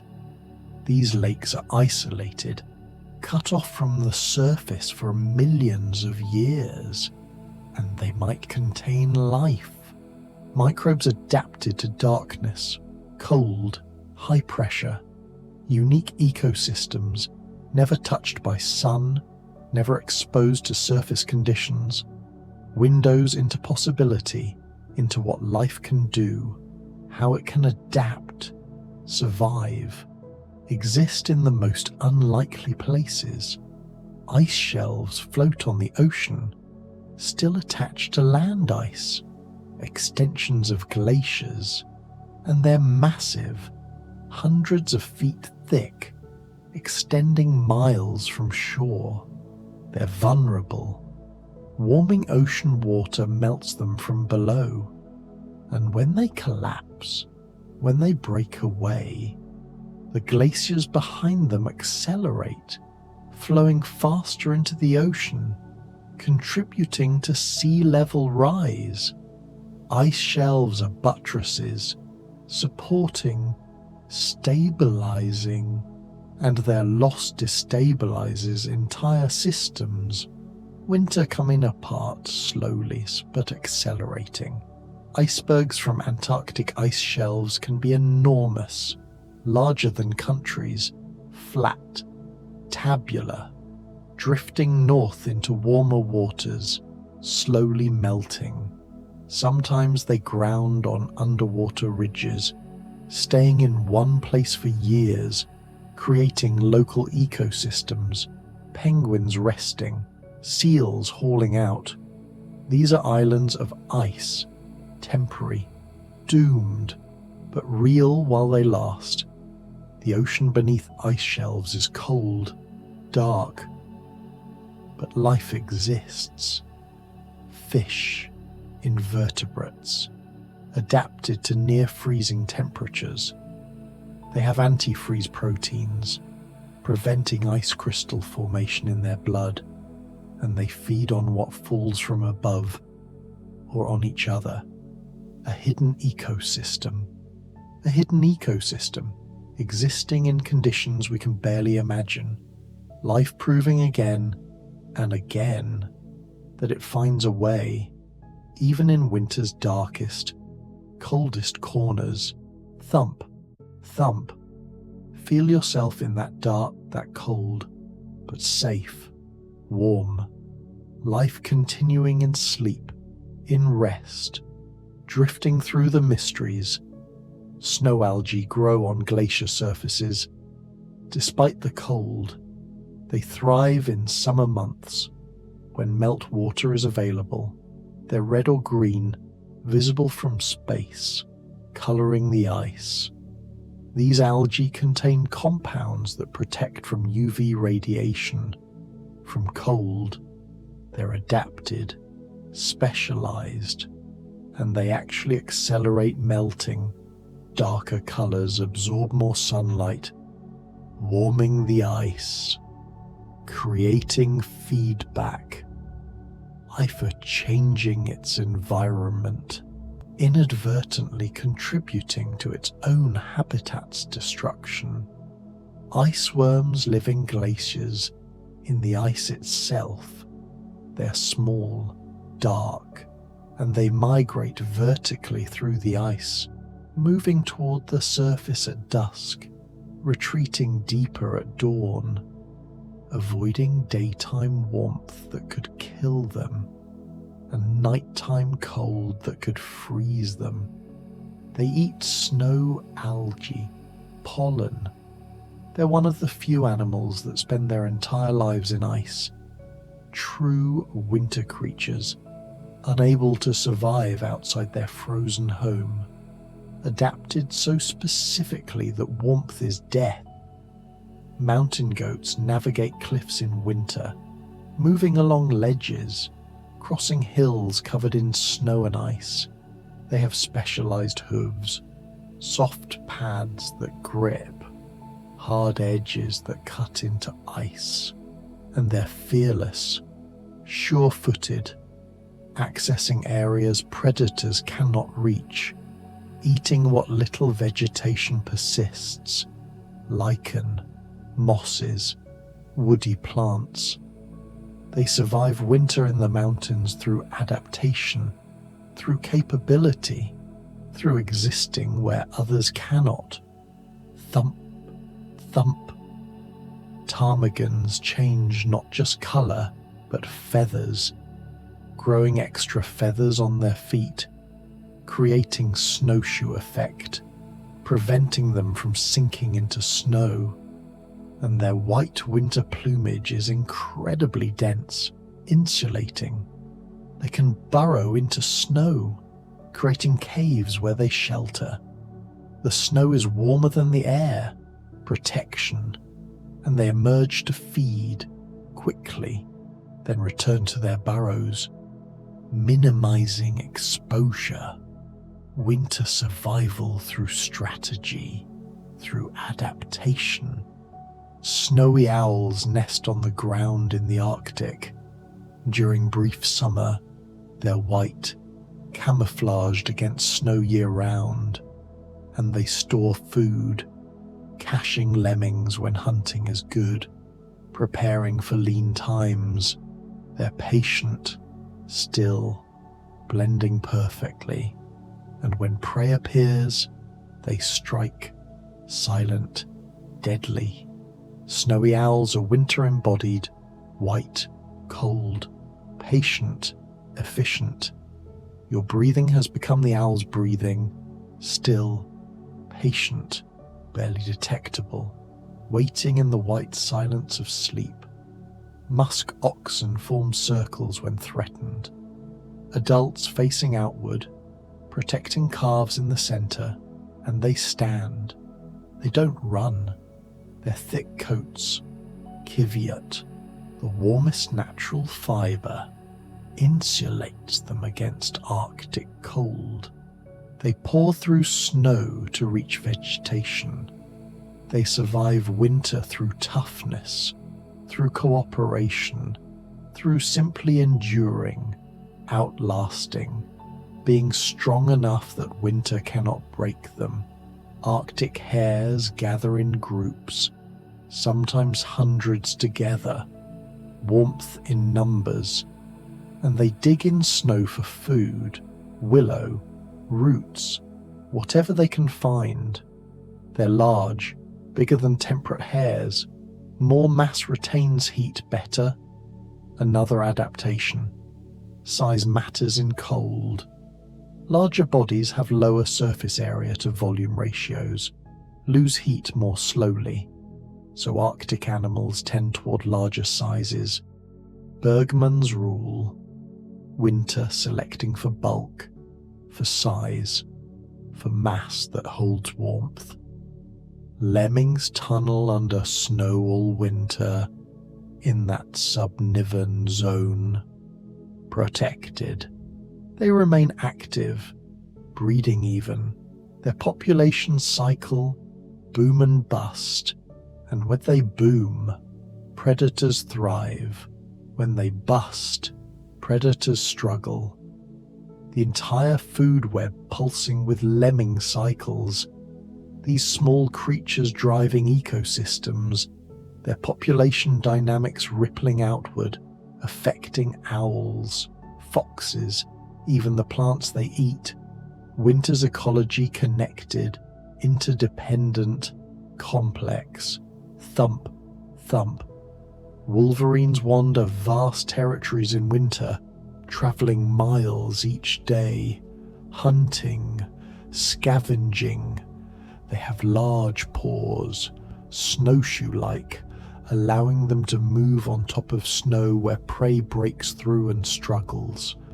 They're fierce, capable of taking down animals much larger than themselves, and they cache food, bury it in snow, returning later to feed, planning, preparing, surviving through strength and intelligence, Ravens stay through Arctic winter, scavenging, opportunistic, incredibly intelligent. They remember cache locations, solve problems, work together, and they've adapted thick plumage, behavior that minimizes heat loss. They find food where others cannot, survive where others perish. Generalists, adaptable. Winter favors flexibility, intelligence, the ability to make do with whatever is available. Snow buntings are among the few songbirds that winter in the Arctic. Most birds flee, but snow buntings remain.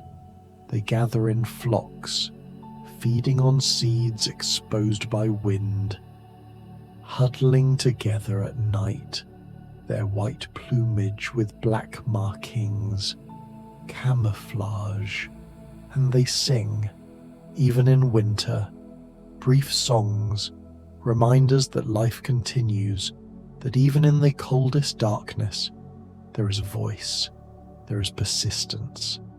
Let that song lull you, distant, fading, winter's lullaby carrying you deeper into sleep. Thump, thump, ice caves form within glaciers, meltwater carving tunnels, chambers, and the ice is blue, incredibly blue, because of density, crystal structure, longer wavelengths of light absorbed, shorter wavelengths scattered. The blue of deep ice is unlike anything else, ethereal, otherworldly. Walking through an ice cave is like being inside light itself. Inside color made solid. Winter's architecture revealing beauty and simplicity in frozen water shaped by water's flow. Crevasses split glaciers, deep cracks formed by glacier movement, stress. They can be hundreds of feet deep, hidden under snow bridges, invisible, deadly. Glaciers are not solid, not stable. They move, flex, break, and walking on them without knowledge, without equipment, is dangerous. Winter's beauty concealing danger, surfaces hiding voids. Seracs are towers of ice and glaciers, formed where the glacier breaks, creating pinnacles, columns. They're unstable, can collapse without warning, crushing anyone beneath. Climbers avoid them when possible, but sometimes there's no choice, just careful, quick movement, hoping. Winter demands respect, attention. It will kill carelessness without hesitation. Meltwater rivers flow beneath glaciers, carving, eroding, creating drainage systems under the ice, and these rivers can change, shift, appear suddenly. A glacier is dynamic on surfaces and beneath, moving, changing, never the same. Winter, even in its seemingly solid state, is fluid, is process, is change happening slowly enough to seem like stillness. Thump, thump. You're fluid too, thoughts melting into nothing, boundaries dissolving between awake and sleep, between conscious and unconscious, fluid, changing, becoming sleep itself. Glacial erratics are boulders transported by glaciers, carried miles from their origin, then deposited when the glacier retreats, left alone, out of place, often different rock type than the surrounding land. Evidence of ancient ice, of glaciers that once covered landscapes now ice-free. Winter's legacy, rocks that remember, silently testifying to past climates, past cold, past ice ages that shaped continents, Drumlins are hills shaped by glaciers, elongated, teardrop-shaped, pointing in the direction ice flowed. Fields of drumlins record ancient ice movement, the land sculpted, moulded by ice miles thick, pressure and motion over thousands of years. Landscapes are winter's art, carved when ice ruled, now revealed, interpreted, understood. Glacial till is sediment deposited directly by ice, unsorted, mixed. Everything from clay to boulders jumbled together. Because glaciers don't sort by size like water does, they just carry everything, then drop it when they melt. The land beneath ice is abraded, ground down, and that material is transported, pushed, carried, eventually left behind. Building moraines, terminal moraines marking the farthest extent of ice, recessional moraines tracking retreat, each ridge a moment in time, a pause in melting. Winter's stutter captured in landforms. Glacial lakes form in depressions carved by ice, or behind moraines. The Great Lakes, thousands of smaller lakes, all results of glacial action. Ice scooping out basins, damming valleys, and when it melted, water filled the voids, creating lakes that persist. Legacy of Ice Age winter. Water in landscapes sculpted by ice. Thump, thump. Your body is a glacial lake, still, deep, holding everything, contained, surrounded by the landscape of the bed, the room, isolated, peaceful, timeless. Lewis's windblown silt, deposited during glacial periods. The glaciers grind rock to fine powder, and wind picks it up from the barren landscapes beyond the ice, carries it, deposits it in thick layers. Some of the world's most fertile soils are Loess, Ice Age winter creating future abundance. The cold, the ice, the wind, all combining to build soil that will feed civilizations thousands of years later. Winter's gift, unintentional, vast. Glacial outburst floods occur when ice dams fail. Water accumulates behind glaciers in lakes, building pressure, and suddenly the ice fails, breaks, and water surges out. Catastrophic floods that can move boulders, reshape valleys. These floods are rare but immense. Winter's violence, potential energy stored as ice, released suddenly as motion, as destruction, as transformation. Lake Agassiz was a glacial lake larger than all current Great Lakes combined. It existed during the last ice age, dammed by glaciers, and when the ice dam failed, the flood was unimaginable, possibly disrupting ocean circulation, triggering climate shifts. One lake's drainage affecting global climate, winter, ice, water, interconnected at planetary scales. Thump, thump. Ice sheets scour bedrock, polishing it, creating striations, scratches that show ice flow direction. Geologists read these marks, understanding ice movement from thousands of years ago.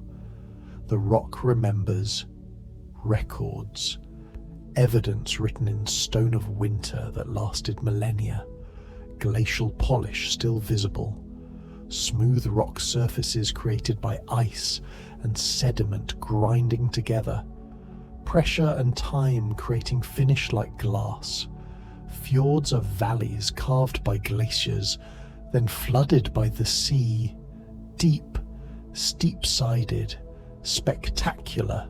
The ice gouged deep below sea level, creating these drowned valleys. And when the ice melted, ocean water moved in. Fjords are among Earth's most dramatic landscapes, testament to ice's power, to winter's ability to reshape geology, to carve through mountains. Hanging valleys form when smaller glaciers join larger ones. The smaller glacier carves a valley, but the larger one carves deeper, faster. When the ice melts, the tributary valley is left hanging above the main valley.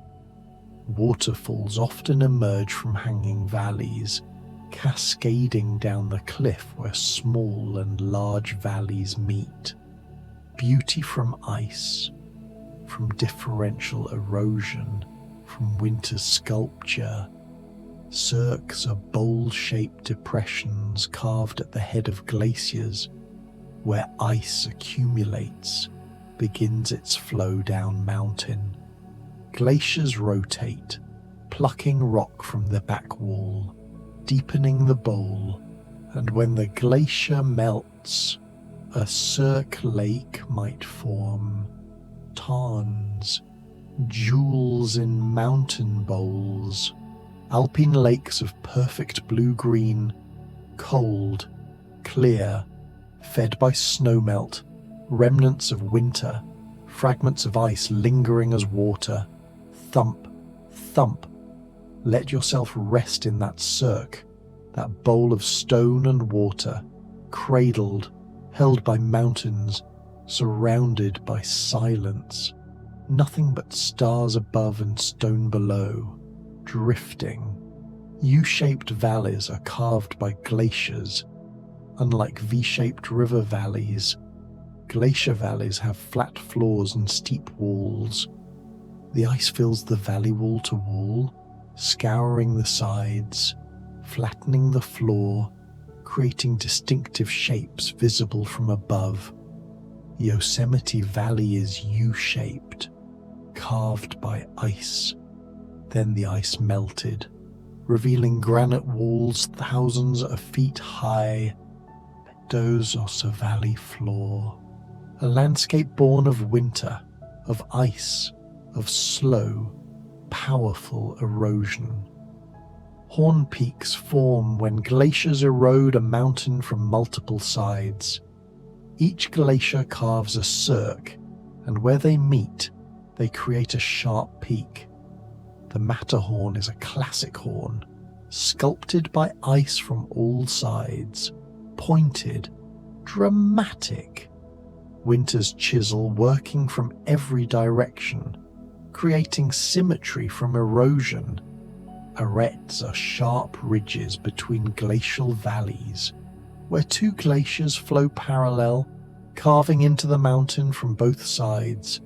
The ridge between them becomes narrow, knife-edged, dangerous to climb, beautiful to see. Another form sculpted by ice, by winter's patient work, grain by grain, century by century, shaping mountains, shaping landscapes. Glacial polish requires ice, pressure, rock fragments, and time. Lots of time.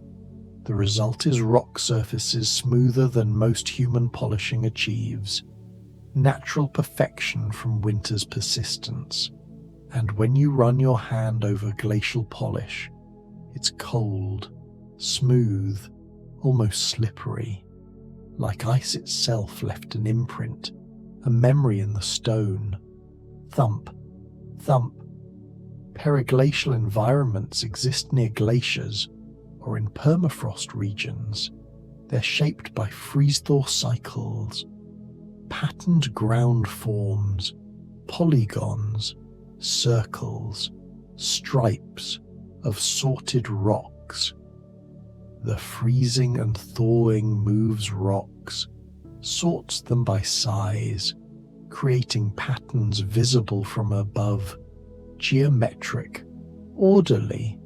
Winter imposing order through chaos, through cycles of ice and water, expansion and contraction.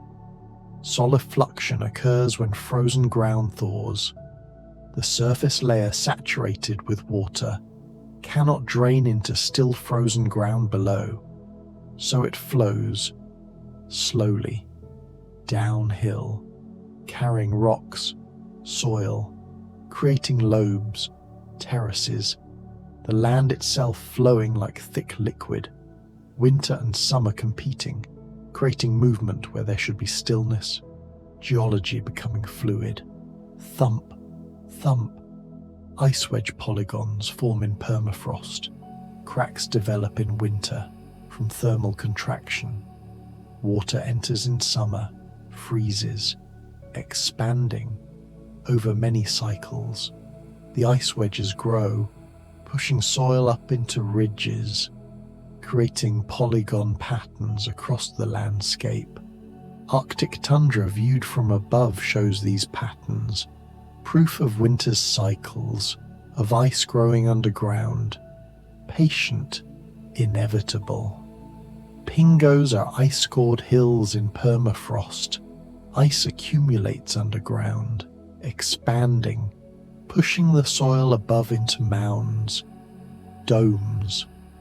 Some pingos are hundreds of feet across, tens of feet high, and when permafrost thaws, when the ice melts, the pingo collapses, leaving a circular depression, a pond, the land rising and falling, breathing with ice, responding to winter's presence or absence. Rock glaciers are masses of rock and ice, moving slowly downhill. They look like glaciers but are mostly rock, with ice filling the spaces between. Permafrost gluing the rock together, allowing it to flow slowly, inches per year. These exist in mountains worldwide, evidence that ice doesn't need to be pure to flow, to move, to shape land. Winter working through mixed media, stone and ice combined. Your thoughts are rock glacier now, solid, unmoving, or moving so slowly, imperceptibly, that stillness and motion are the same. You cannot tell, don't need to tell, just exist, heavy, cold, still, thump, thump. Some bacteria survive in ice, metabolizing incredibly slowly. They exist in a state barely alive, repairing DNA damage, maintaining basic functions, waiting. They've been found in ice cores, hundreds of thousands of years old, and they can be revived. Cultures grown from ancient ice. Life pausing for geological time, then resuming.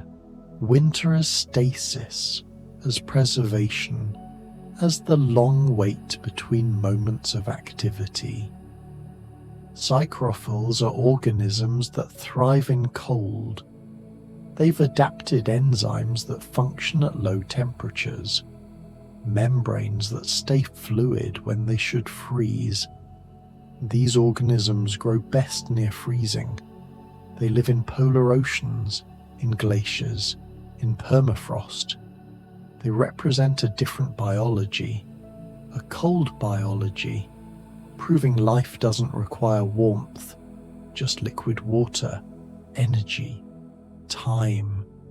Some viruses survive frozen, trapped in ice for millennia, and as ice melts, as permafrost thaws, these viruses are released.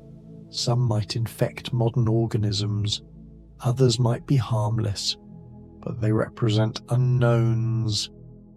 Ancient biology returning, winter releasing what it preserved, what was safely frozen, safely isolated, now mixing with modern life. Thump, thump. Ancient plants have been revived from permafrost, seeds frozen, preserved, then thawed and germinated, flowering after 30,000 years. The plant doesn't know time past. It just knows the conditions are right, now, and it grows. Winter erasing time, making millennia irrelevant. Life patient beyond measure. Ice cores from Antarctica span 800,000 years. That's 800,000 winters. Layers stacked, compressed. Each layer containing air, chemicals, dust, information. And scientists drill down, extract cores, analyze them. Reading Earth's climate history, temperature, atmospheric composition, volcanic eruptions, meteor impacts, everything recorded, preserved, ice's library as memory. The air in those bubbles is ancient atmosphere. You could extract it, analyze it, breathe it if you wanted, though that would be wasteful. It's the same air dinosaurs didn't breathe, but mammals did. The same air that swirled in Ice Age winters, in interglacials. Air that has circulated, mixed, but carries the signature of its time. Winter capturing moments, holding them, refusing to let go. Thump, thump. Let your breath join that ancient air, timeless, part of everything, cycling, returning, eternal. Some ice on Earth is millions of years old, at the base of Antarctic ice sheet. Pressure and cold have preserved ice from millions of years ago. The oldest ice, the deepest, holding the oldest secrets. And we haven't reached the bottom yet. Drilling is limited, difficult. But someday we might reach ice from 5 million years ago, 10 million. What will it tell us? What climate? What atmosphere? What world? Ice is patient. It waits. It holds. And slowly, we learn to read it, to understand its language, its layers, its bubbles, its chemistry. Winter teaching. If we're willing to learn, to listen, to be patient in return. Winter has shaped human culture. Seasonal festivals mark winter solstice, the darkest day, the turning point when light begins returning. Cultures worldwide celebrate, acknowledge. Winter as boundary, as extreme, as challenge to be marked, to be ritualized, to be survived together. Winter requires shelter, fuel, stored food. These requirements drove innovation, architecture, agriculture, trade. Civilizations formed partly to manage winter, to survive through cooperation, through planning. Winter, selective pressure on human society, shaping us, making us who we are. In winter, humans tell stories, long dark nights, time to gather, to share knowledge, to entertain. Storytelling traditions may have strengthened in winter, when work was limited, when night was long. Winter giving us space for culture, for art, for the things that make us human beyond mere survival. Thump, thump.